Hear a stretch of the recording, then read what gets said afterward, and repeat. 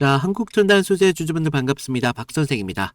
자, 오늘 한국첨단 소재가 3,950원, 약 마이너스 2.59%의 좀 보합권에 머물러 있는 흐름을 좀 볼 수가 있었는데, 자, 지금 4,000원대 이 매물대에 45.9% 내려온 만큼 다시 한번 회복을 하는 모습이 좀 쉽지는 않다라는 것을 좀 보여줄 수가 있어요.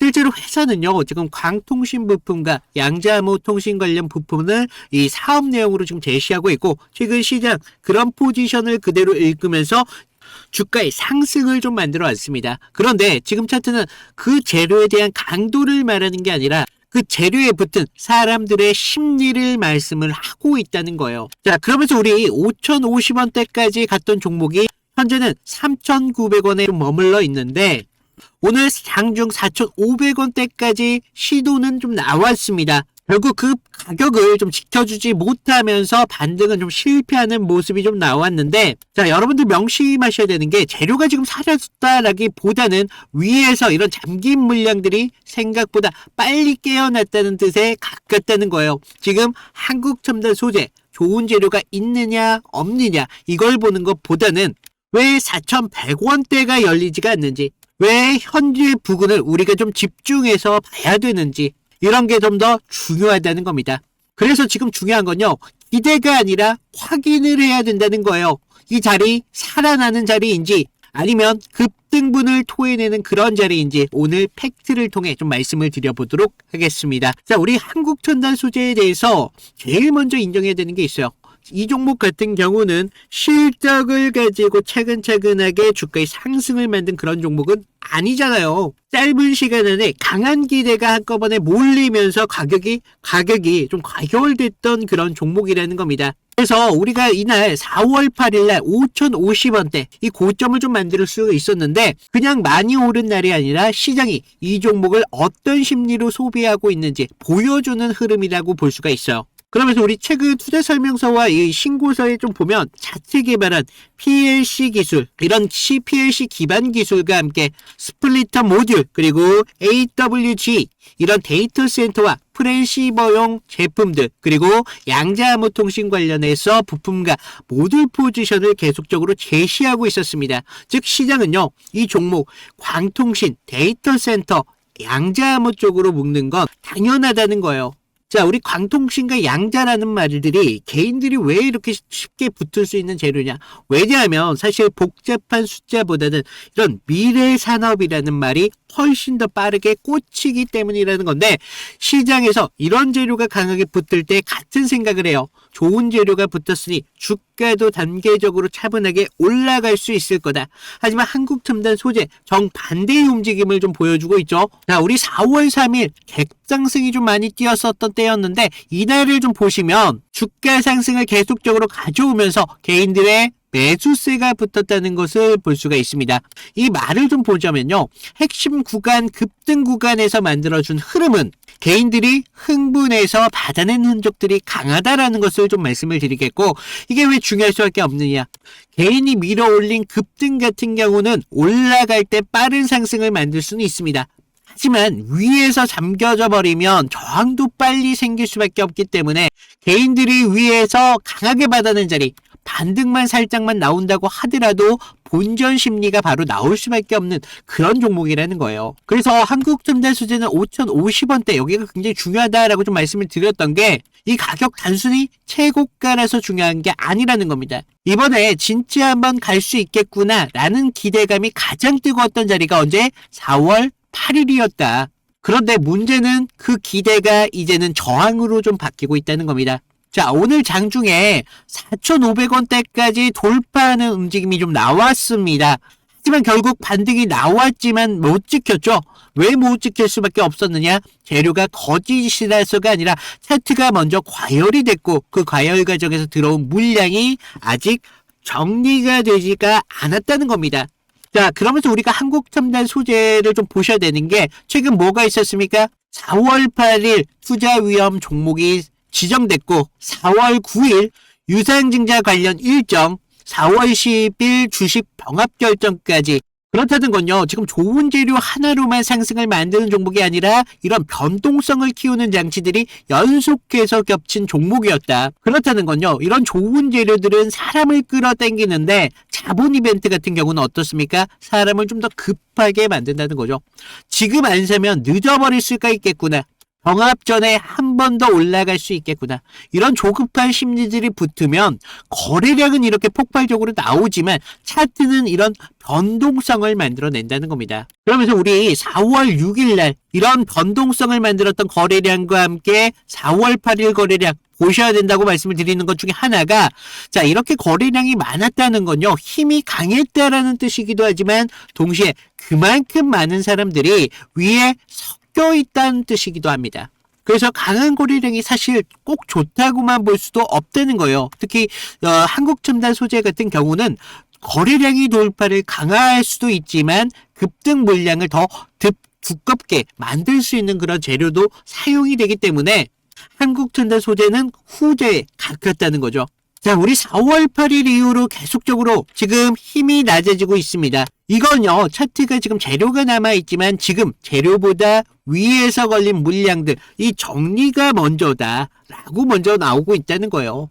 그래서 지금 4,100원대, 이 가격대가 정말 중요하다라고 말씀드리는 것 중에 하나가 이런 급등 이후에 다시 한번 살아날 수 있는지 이걸 먼저 확인하는 가격이 4,100원대라는 것을 아셔야 된다는 겁니다. 자, 지금 4,130원의 움직임을 좀 보여주고 있는데 우리가 여기를 못 넘기면요, 반등도 그냥 반등이 나올 수밖에 없어요. 그리고 사실 여기보다도 더 중요한 게 3,800원대다라고 말씀을 드리는 것 중에 하나가 지금 여기에서 버틴 사람들의 심리가 이 두 가격 아래에서 완전히 달라지기 때문입니다. 자, 3,800원대 아직 급등분을 정리하는 중이라고 버틸 수 있는 가격이에요.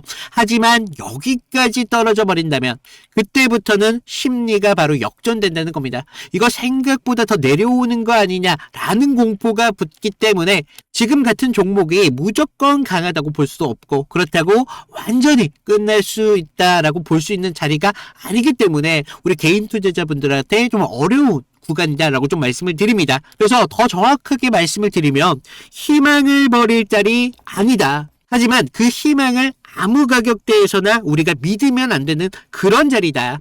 이런 것들이 사실 우리 개인 투자자분들 가장 어렵습니다. 개인분들 이런 종목에서 되게 2번 이상 틀린다는 거예요. 올라갈 때 늦게 따라붙고 밀릴 때는 또 낮은 자리에서 겁이 나서 던져버립니다. 그리고 나서 반등이 나오면 어떻게 해요? 다시 붙는다는 거죠. 그래서 지금 같은 종목 좋은 재료를 하는 것보다 어느 가격대에서 기대가 좀 살아있고 어느 가격에서 심리가 무너지는지 이걸 먼저 보셔야 된다는 겁니다. 지금 한국첨단 소재 같은 경우는 재료가 없는 그런 종목 아니에요. 재료 충분히 살아있어요.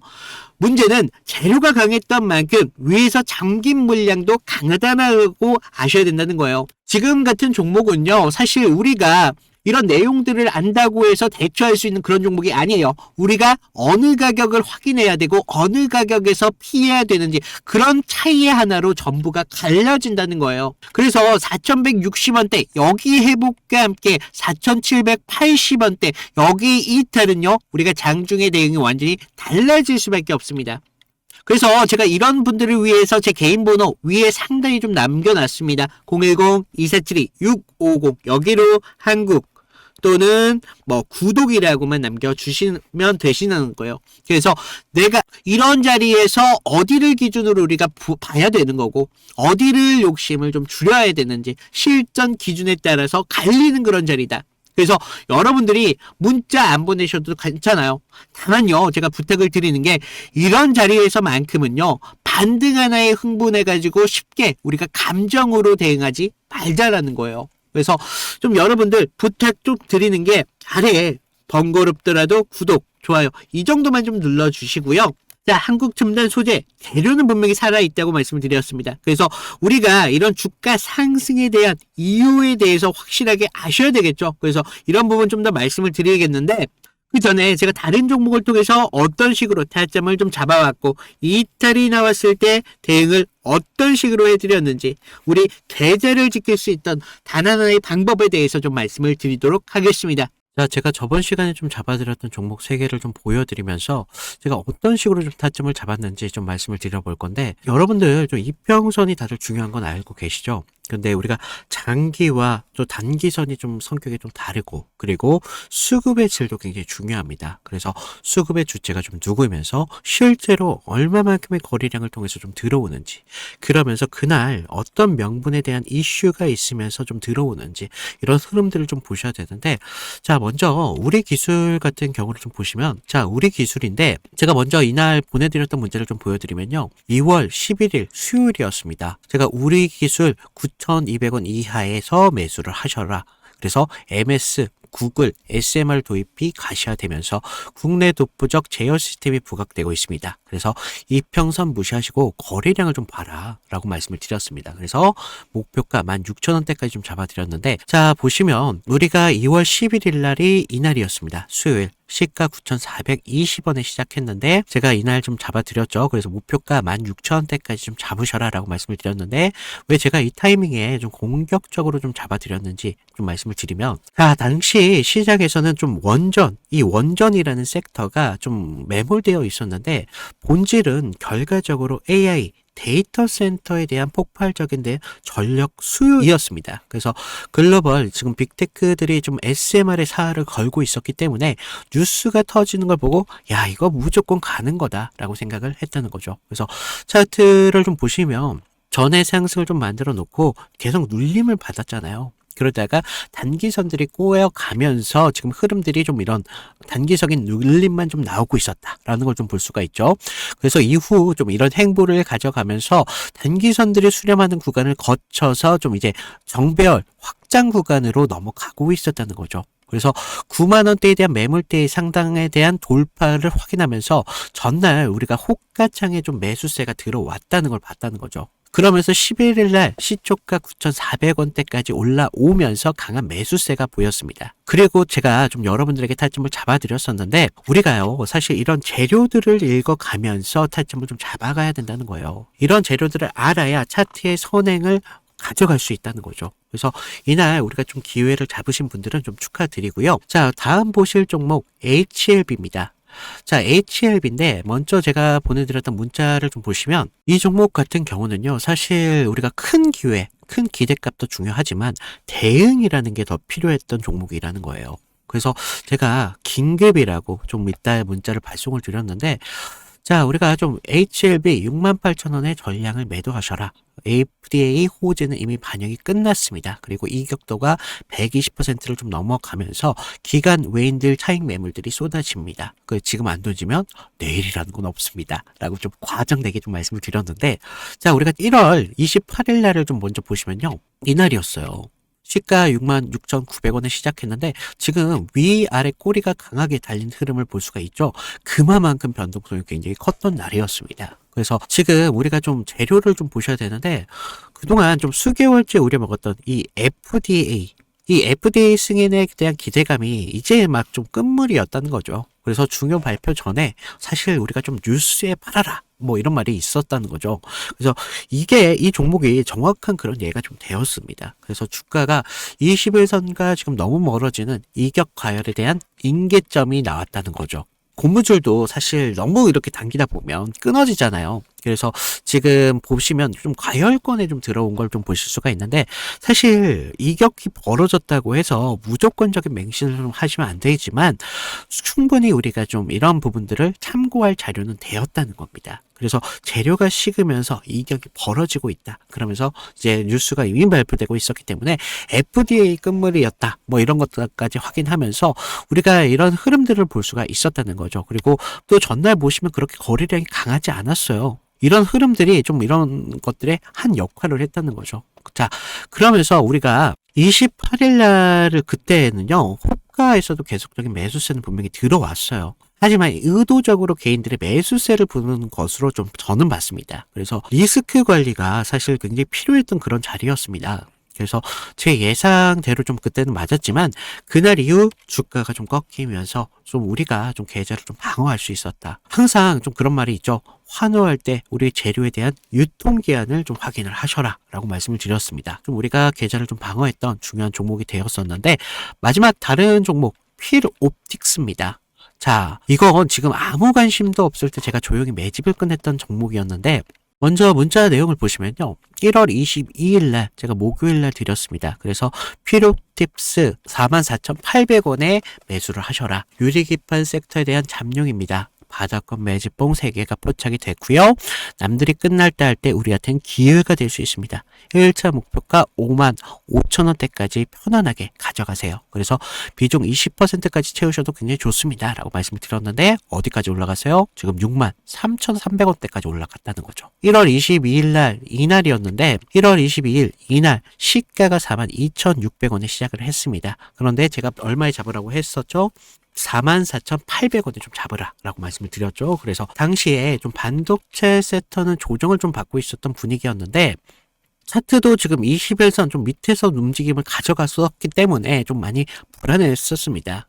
그러면서 지금 삼성과 인텔이 낙점한 유리기판, 이 유리기판이 압도적으로 재료에 저는 집중했다는 거죠. 그래서 필옵틱스는 그 장비를 가장 먼저 좀 이렇게 납품할 기술력이 좀 있었고 차트상의 횡보는 세력이 개미를 지치게 하는 좀 매집이었었다는 거죠. 12월 9일 날을 보시면 연속적으로 좀 거래량이 좀 터진 걸 볼 수가 있습니다. 이날 보시면 12월 9일 이날이었는데 이날 거래량은 이렇게 좀 터졌었지만 계속적인 횡보의 움직임을 가져가면서 지지부진한 움직임을 계속 만들었다는 거죠. 그래서 이제 매집이 좀 마무리됐다라는 걸 좀 볼 수가 있었는데 그 전부터 좀 매물이 좀 나왔지만 너무 거래량이 크지가 않았었어요. 그래서 다시 한번 이런 흔들림이 분명히 필요했었다는 거고 이런 상승을 만들기 위한 필수적인 구간이었다는 겁니다. 그러면서 이렇게 상승을 만들었습니다. 그래서 전고점에 대한 돌파까지 이루어내면서 결국 지루한 행보 구간을 거치신 분들은 우리가 오히려 기다림을 가져가면서 충분한 기회로 만들 수 있었다는 거죠. 그러면서 상승을 만들었고 전고점에 대한 돌파까지 좀 확인을 할 수 있었습니다. 결국 이런 지루한 행보를 이기신 분들이 상승분을 모조리 다 복구까지 하면서 기회를 만들 수 있었다는 겁니다.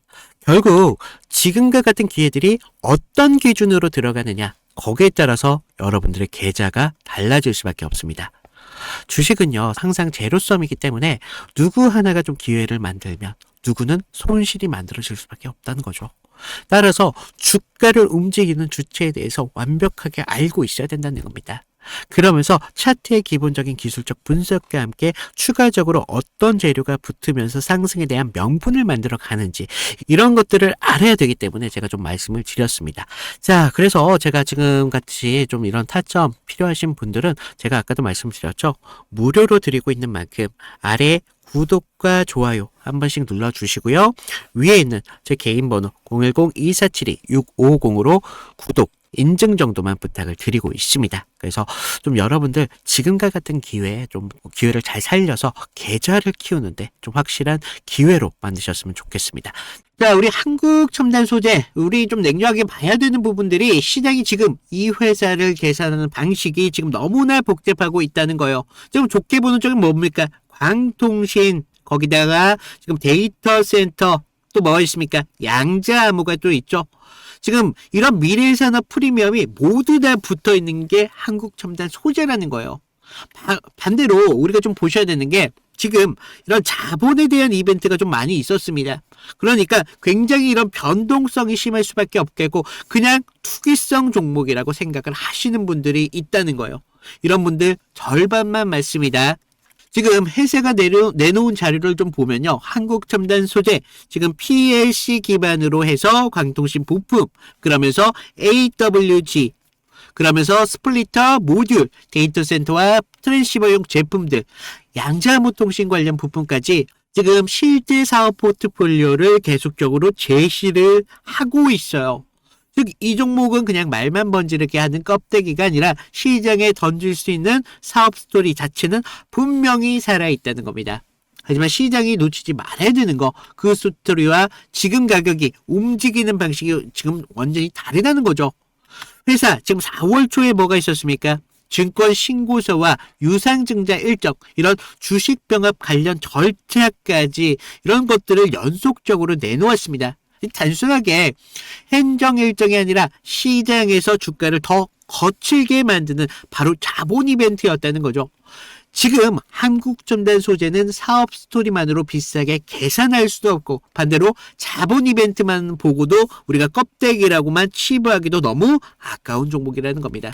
그래서 우리가 이런 흐름들을 좀 보시면서 주가의 이런 흐름들까지 좀 더 추가적으로 보셔야 되기 때문에 지금 같은 구간 어렵다라고 좀 말씀을 드리는데, 자, 실시간적인 타점이 필요하신 분들 제가 위에 제 개인 번호 남겨놨어요. 이런 분들 저한테 문자 하나만 남겨주시고 아래 구독과 좋아요 이 정도를 부탁드리면서 인사드리도록 하겠습니다. 이상 박 선생이었습니다. 감사합니다.